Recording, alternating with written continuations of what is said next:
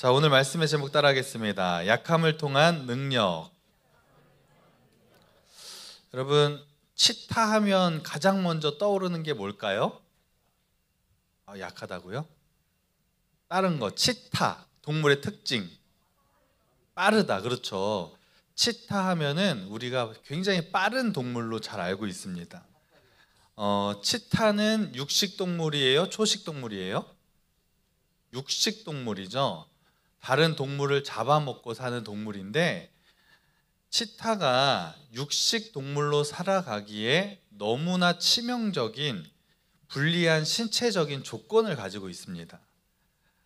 그게 뭐냐면, 일단 다른 동물에 비해서 지능이 많이 떨어집니다. 뭐 사자나 호랑이 이런 동물에 비해서 지능이 떨어지고, 뭐 침팬지의 절반 수준의 지능밖에 되지 않는다고 해요. 그래서 사냥을 할 때 지형지물이나 뭐 어떤 장애물을 잘 이용하지 못한다고 합니다.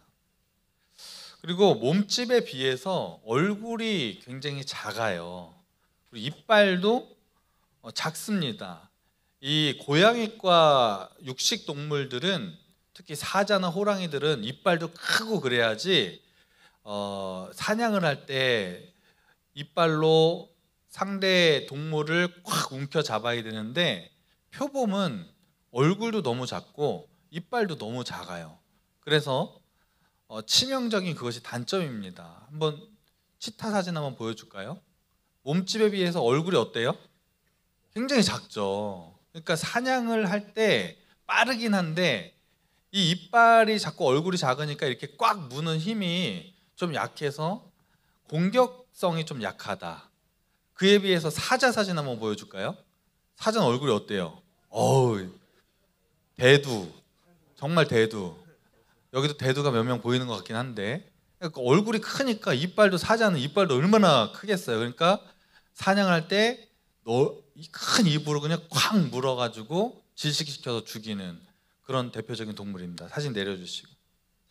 그래서 이 치타가 그럼에도 불구하고 사냥의 성공률이 사자나 호랑이는 한 20% 정도, 25% 정도 되는데, 치타는 거의 40~50% 정도 성공이 된다고 합니다. 자신이 공격력이 약하고 이빨도, 얼굴도 작고 이빨도 작지만 사냥을 성공할 수 있는 높은 비결이 뭐냐 하면, 그것을 달리기로 극복을 했다는 것이죠. 그래서 치타는 2초 만에 70km의 속도를 낼 수 있다고 합니다. 시작하고 1, 2 하는데 벌써 70km. 그리고 최고 속도가 한 110에서 120km 정도의 속도를 내니까 웬만한 동물 마음 먹고 딱 달리기 시작하면 다 잡을 수 있는 거죠.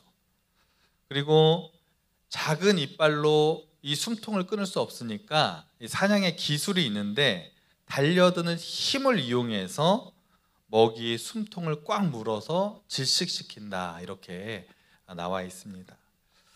여러분, 이렇게 치타가 자신의 약점을 또 오히려 자신의 장점으로 극복한 것처럼, 동물들을 우리가 가만히 살펴보면 동물마다 다 약점이 있어요. 그런데 그 동물들이 자연 세계에서 살아남을 수 있는 비결은 자신의 또 다른 강점과 장점으로 그것을 극복하기 때문에 살아남을 수 있다고 하는 것입니다.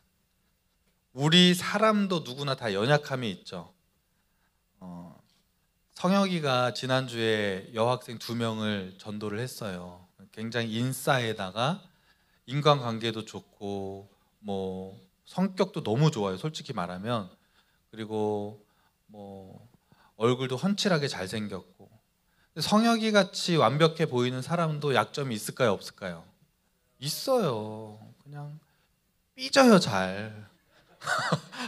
미안합니다. 자꾸 설교 때 성형이 얘기하면 안 되는데, 이렇게 누구나 다 완벽해 보이는 사람이 있지만 또 약점이 있습니다. 여러분, 어떤 약점이 있어요? 도훈이는 어떤 약점이 있나요? 도훈이 완벽해 보이는데 공부도 잘할 것 같고. 도훈이 어떤 약점이 있어요? 뭐가 좀 약해요?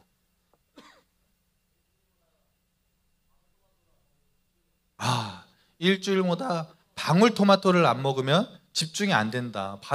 이게 끊을 수 없다는 거예요. 이게 절제를 못하는 이거 약점이죠. 이것도 어떤 사람은 막 고기를 못 끊겠다 뭐 이런 사람도 있고 그래요. 그래서 오늘 본문에 나오는 주인공도 이런 치명적인 연약함을 가지고 있는 사람이었는데 이 주인공이 어떻게 이 연약함을 극복하고 하나님께 쓰임 받았는지 오늘 말씀을 통해 한번 말씀을 나눠보도록 하겠습니다. 오늘 말씀의 주인공은 이스라엘의 두 번째 사사였던, 따라합시다, 에훗. 다시 한번 에훗. 네, 에훗이라는 사사에 대한 내용입니다. 사사는 총 몇 명이 있었다고 얘기했죠? 사무엘까지 13명의 사사가 사사시대에 있었다고 제가 말씀을 드렸습니다. 사사시대 초반에 이제 활동했던 이스라엘의 두 번째 사사가 이제 에훗이라는 사람입니다. 이스라엘 백성들이 사사시대에 늘 반복했던 것이 우상숭배하고 하나님 앞에 죄악을 짓고 살아가니까 하나님이 그들을 가만히 내버두신 것이 아니라 그들을 이제 징계하시기 위해서 주변 나라의 강대국들을 사용하셔서 그들을 치셨다, 이렇게 말씀을 드렸습니다. 그래서 이번에는 에훗이 등장하기 전까지 이스라엘 백성들이 하도 죄짓고 그러니까 하나님이 그 주변에 모압이라는 나라를 통해서 이스라엘을 치시고 그들을 이제 압제하기 시작합니다. 다른 말로 하면 그들에게 굉장히 큰 고통을 주기 시작합니다. 그것이 무려 18년 동안 이루어지게 되는데, 이 모압이라는 나라가 이스라엘을 괴롭히고 또 조공을 바치게 하고 주변의 연합군과 함께 또 공격을 하고 이래서 많은 사람들이 다치기도 하고 큰 어려움을 겪었습니다. 그래서 이스라엘 백성들이 하나님 앞에 이제 어떻게 했을까요? 또 하나님 앞에 우리를 구원해 달라고 또 기도를 하는 거죠. 그래서 하나님이 다시 이스라엘 백성들을 구원해 주시기 위해서 사사를 한 명 세워 주시는데, 오늘 15절 말씀을 다 같이 한번 읽어보겠습니다. 15절 시작.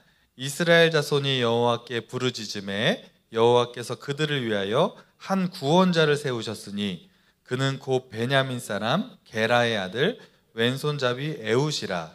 이스라엘 자손이 그를 통하여 모압 왕 에글론에게 공물을 바칠 때에. 자, 15절 말씀을 보니까 에훗에게 두 가지 큰 특징이 있었습니다. 첫 번째는 뭐냐면 베냐민 사람이라는 것과, 두 번째는 또 뭘까요? 왼손잡이였다, 이렇게 말씀하고 있습니다. 베냐민 지파는 우리가 이제 지난 시간에도 우리가 베냐민 지파의 대 또 연합군의 이제 전쟁 내전의 이야기를 나눴는데, 사실 베냐민 지파는 12지파 중에서 가장 약한 지파입니다. 전투력도 약하고 규모도 굉장히 약한 지파예요. 그런 지파의 사람이 바로 에훗이라는 사람이었고, 또 하나는 왼손잡이였다, 이렇게 나와 있습니다. 여기서 이런 질문을 던질 수 있죠. 왼손잡이? 왼손잡이가 무슨 문제될 게 있나? 우리 주변에도 보면은 왼손잡이 많아요, 적어요? 많이 있습니다. 생각보다. 왼손잡이 한번 손 들어보세요. 왼손잡이다. 이거 봐요. 왼손잡이 분들 많이 있습니다. 그 운동선수들도 왼손잡이 많이 있고요. 오히려 왼손잡이가 오히려 운동 경기에서 더 아주 중요한 역할을 하는 경우도 많고, 세상의 위대한 인물 중에 왼손잡이들도 많이 있습니다. 그러니까 우리가 이 세상을 살아가는데 요즘 시대에는 왼손잡이가 문제될 거 전혀 없어요. 근데 오늘 본문에 보면은 왼손잡이다라고 정확히 표현을 합니다.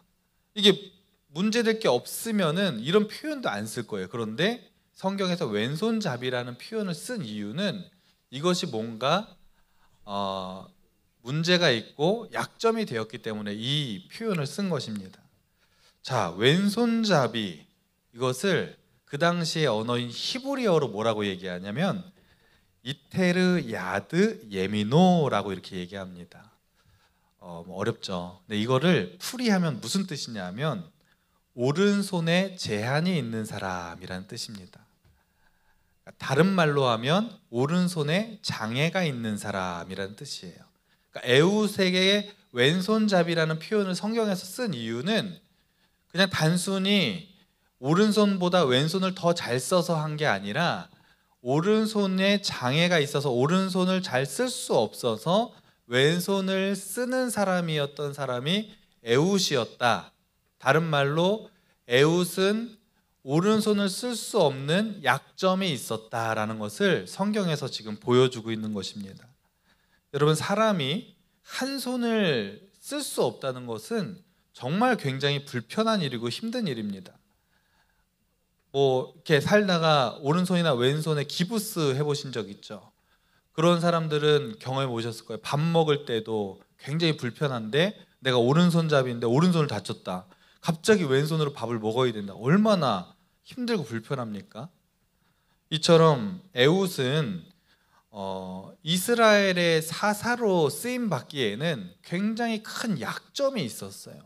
사사는 사실 여러 가지 역할 중에서 전투도 잘해야 되는 역할이 있거든요. 직접 전쟁에 나가서 싸우는 역할도 감당하는 사람이에요. 그런데 한 손을 쓸 수 없다? 이거는 굉장히 사사의 사명을 감당하기에는 치명적인 약점을 가지고 있는 상황이었습니다.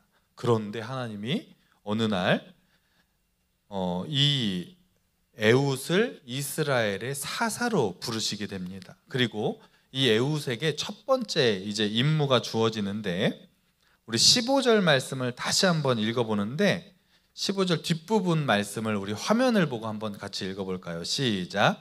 이스라엘 자손이 그를 통하여 모압 왕 에글론에게 공물을 바칠 때에, 모압 왕에게 압제를 받고 있는데, 제가 아까 전에도 조공을 바쳤다 그렇게 말씀을 드렸죠. 조공을 바칠 때 조공을 바치러 가는 대표 선수들이 있었어요. 그래서 이제 이스라엘에서 그래도 좀 직급이 높은 어느 정도 되는 사람들이 이제 때마다 자기의 고국에서 나오는 어떤 곡식들과 금과 은과 이런 것들을, 이제 보물들을 모압에다가 이제 조공을 바치러 출발을 합니다. 근데 그때 누가 같이 가냐면 이 에웃이라는 사사가 이제 하나님 앞에 사사로 부르심을 받고 나서 이제 그곳에 같이 가게 됩니다. 에웃이 왜 공물을 바치러, 조공을 바치러 왜 같이 갔을까요?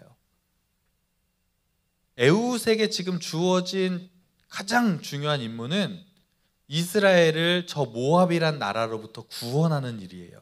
그러려면 저 모압을 무찔러야 되거든요.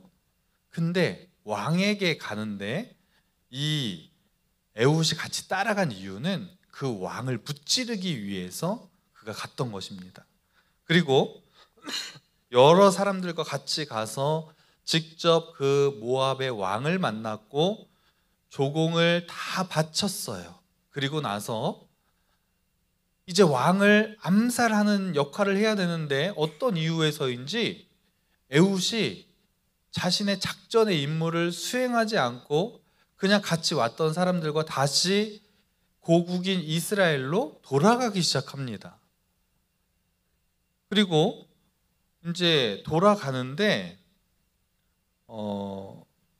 왜 돌아가는지 모르겠어요. 어떤 두려움이 있었는지 어떤 이유가 있었는지 모르겠지만 돌아가다가 이제 중간쯤 됐을 때 길갈이라는 곳이 있는데 그 길갈이라는 곳에서 갑자기 잠깐만요 그러는 거예요. 자, 저는 다시 모압 왕에게 갈 테니까 여러분들은 그냥 고국으로 돌아가십시오. 이렇게 돌려보내고 갑자기 다시 모압 왕에게 이 에웃이 나아갑니다. 아무래도 그 암살 계획을 다시 실현하기 위해서 돌이켰던 것 같아요. 근데 여기서 우리가 주목해야 될 것이 하나가 있는데 그 돌이킨 지점이 굉장히 의미가 있는 것입니다. 19절 말씀 초반부의 말씀을 보면 화면 한번 띄워주실까요? 다 같이 한번 읽어보겠습니다. 시작. 자기는 길갈 근처 돌 뜨는 곳에서부터 돌아와서라고 이렇게 얘기합니다. 그 지역 이름이 뭐라고요? 길갈이라고 얘기합니다. 여러분, 길갈이라는 곳은 어떤 곳이냐 하면 굉장히 유명한 곳이에요. 이스라엘 백성들이 430년 동안 광야 생활을 하다가 요단강을 건너서 드디어 가나안 땅을 들어가는데, 요단강을 건너자마자 바로 나오는 땅이 바로 길갈입니다. 그리고 그때 무슨 일이 있었냐면, 이 길갈에서, 요단강에서 12개의 돌을 취해서 길갈에다가 기념비를 세웠던 곳. 하나님이 우리를 이 젖과 꿀이 흐르는 가나안 땅에 우리를 들어가게 하셨어. 이것을 우리 후손들에게 길이길이 여기에 기념하고 기억하게 하는 것, 하나님이 명령하신 거였거든요. 그러니까 영적인 어떤 징표가 있는, 영적인 추억이 있는 장소가 바로 이 길갈이라는 곳입니다. 그런데 이 영적인 추억의 장소였던 이 길갈을 오늘 19절 말씀에 뭐라고 보여주냐 하면, 다시 한번 19절 띄워줄까요? 여기 보니까 길갈 다음에 뭐라고 써 있어요? 길갈 근처 돌 뜨는 곳이라고 나와 있습니다. 그러니까 다른 말로 하면 이게 뭔 말이냐면, 길갈 근처 돌 뜨는 곳, 돌을 뜨다는 것은 돌을 가지고 우상을 섬기는 역할을 하는 걸 말하는 거예요. 그러니까 다른 말로 하면, 다시 말하면 길갈 근처 돌 뜨는 것이라는 표현은 여기가 우상 숭배하는 곳으로 변했다라는 말입니다. 하나님께 감사해서 12돌을 취해서 기념비를 세웠던 그곳이 몇십 년의 세월이 흐르고 나서 보니까 우상을 만드는 곳으로 변해 있었던 장소가 되었다는 것입니다. 그런데 에훗이 그 길갈을 지나가다가 갑자기 잠깐만요 하더니 돌이켰다는 거예요. 왜 그랬을까요? 에훗은 분명히 이 길갈이 어떤 곳인지 잘 알고 있었어요. 하나님의 은혜가 있었던 곳, 그 은혜에 감격해서 12돌을 세워서 기념비를 세웠던 곳을 너무나 잘 알고 있었어요. 그런데 그곳이 우상 숭배 장소로 변질되어 있는 걸 보면서 하나님을 생각했어요. 우리가 정말 잘못 살았구나. 그러면서 자신이 사사로서 왜 부르심을 받았는지 사명을 다시 한번 인식하게 되고, 그래, 내가 이러면 안 되지. 다시 돌이켜서 모압 왕을 처치하러 돌이키는 그런 계기가 되었다는 것입니다. 여러분, 우리가 가끔 힘들 때 어떻게 옛날 생각할 때 있죠. 막 힘들 때 옛날 생각을 하는데, 어떤 생각을 하냐면 옛날에 그때 행복했던 시절을 막 생각하는 거예요. 고등학생들은 막 입시 막 힘드니까 그래, 멋모르던 그 중학교 시절이 너무 좋았어. 그때는 그냥 이런 공부에 대한 스트레스도 그렇게 크지 않았는데. 맞아요, 안 맞아요? 맞죠. 막 끄덕이잖아요. 중학생들은 어때요? 이제 중학교 막 가보니까 또 막 선생님들도 매번 바뀌고, 또 공부에 대한 압박이 어쨌든 있어. 그럼 언제가 생각나요? 초딩 때가 좋았어. 그때는 그냥 못 모르고 그냥 열심히 놀았는데. 그때가 생각나는 거죠. 우리 어른들은 또 어때요? 학교 다닐 때가 좋았지. 직장 생활하고 막 힘들어. 막 이러면서 옛날에 행복했던 시절을 우리가 힘들면 그때를 이렇게 가끔 생각할 때가 있습니다. 음악은 과거로 돌아가는 타임머신이다, 이런 말이 있죠. 여러분, 그러니까 옛날 노래 들으면 그때가 막 생각나요. 저도 90년대에 막 X세대 최신가요? 그때는 막 X세대였거든요. 지금 MZ세대지만 저는 X세대였습니다. 그때 노래를 들으면 그래, 그때 고등학교 때, 대학생 때, 그때 막 파릇파릇했던 그 시절이 막 생각이 나고 막 기분이 좋아져요. 우리 어른 선생님들도 옛날 노래 들으면 막 그때 막 생각이 나죠. 지금 여러분도 아이돌 노래 많이 듣죠. 지금은 몰라요. 지금은 그냥 좋아서 듣는데, 여러분이 한 10년, 20년 후에 이 노래를, 지금 아이돌 노래를 똑같이 듣는다고 생각해 보세요. 그러면 분명히 이 생각 날 거예요. 그 노래 들을 때 나 중고등학생이었는데 그때 참 좋았지. 나중에 되면은 그때가 이렇게 생각날 거라는 것입니다. 여러분, 우리가 신앙생활하고 이렇게 하다가 힘들 때, 우리가 어려운 일이 찾아왔을 때, 영적으로 다운되고 침체됐을 때 그것을 회복하는 방법 중에 하나가 뭐냐면 옛날에 함께 하신 하나님의 은혜를 기억하는 거예요. 그때 은혜 받았던 그 장면을 기억하는 것. 아, 수련회 때 그때 맞아. 중학교 우리 이번에 2025년 수련회 때 내가 하나님 앞에 그렇게 기뻐 뛰며 찬양했지. 그래, 내가 그때 목사님 말씀 듣고 막 눈물 흘려 기도했었어. 여러분이 신앙생활 하다 힘들면 그 은혜 받았을 때를 생각하면서 기도해 보세요. 그럼 하나님이 주신 또 은혜가 있습니다. 우리 고등학생들, 아, 영적으로 침체되고 힘들면 그래, 내가 인제까지 가서 그때 막 감자 캐고 막 이러다가 저녁에 내가 하나님 앞에 열정적으로 그렇게 찬양했었지. 막 우리 서로 붙잡고 막 기도했었지. 그때 그 받은 은혜를 생각하면 우리가 그 침체로부터 영적으로 회복하는 계기가 될 줄로 믿습니다. 에훗이 두려움이 있었나 봐요. 왕을 죽여야 되는 그런 어떤 임무를 맡았는데 두려움으로 고국으로 돌아가다가 영적인 추억의 장소였던 그 길가를 보면서 하나님을 생각하고 다시 돌이켰던 것처럼, 그래서 여러분 결국에 에훗이 다시 용기를 내서 모압 왕을 찾아갑니다. 그리고 왼손잡이였지만 자신이 준비해간 칼로 모압 왕을 무찌르고 그것에 용기를 얻은 이스라엘 백성들이 모압을 공격해서 결국에 대승을 거두게 되죠. 그리고 이스라엘 땅에 다시 평화가 찾아오는 놀라운 일들이 오늘 사사기 3장에 소개가 되고 있습니다. 여러분, 우리에게는 누구나 다 연약함이 있습니다. 인생을 살다 보면 지치고 힘들 때가 있죠. 공부하다가 여러분 힘들 때 있죠. 밤늦게까지 왜 내가 이렇게 공부를 해야 되나, 나 아침에 왜 이렇게 일찍 일어나야 되지, 방학 때가 좋았는데 하면서 진로에 대해서 고민하고 친구 관계 때문에 어려움이 생기면 힘들고 여러 가지 포기하고 싶은 마음도 들 때가 있을 것입니다. 그럴 때 여러분, 믿음을 지키는 것이 정말 쉽지 않습니다. 그래서 하나님을 떠나는 사람들도 많이 있습니다. 그럴 때 우리가 이 약함을 이길 수 있는 비결은 오늘 조금 아까도 얘기했듯이 나와 함께 하신 하나님의 은혜를 기억하는 것인 줄로 믿습니다. 저는 지금도 힘들고 영적으로 지치고 또 영적으로 다운될 때 저는 아직도 모교회에서 그 마룻바닥에서 무릎 꿇고 눈물을 흘려 기도하던 그 장면을 생각하면은 그때 그 은혜를 생각하면 힘이 나요. 그래서 기도가 막 안 되고 막힐 때는 꼭 그때를 생각하면서 하나님, 그때 하나님이 저에게 큰 은혜를 주셨었죠. 하나님, 첫사랑, 그때 첫사랑을 잘 회복할 수 있게 도와주시옵소서. 이렇게 기도하면은 하나님이 다시 은혜를 주시는 그런 경험들을 할 때가 있습니다.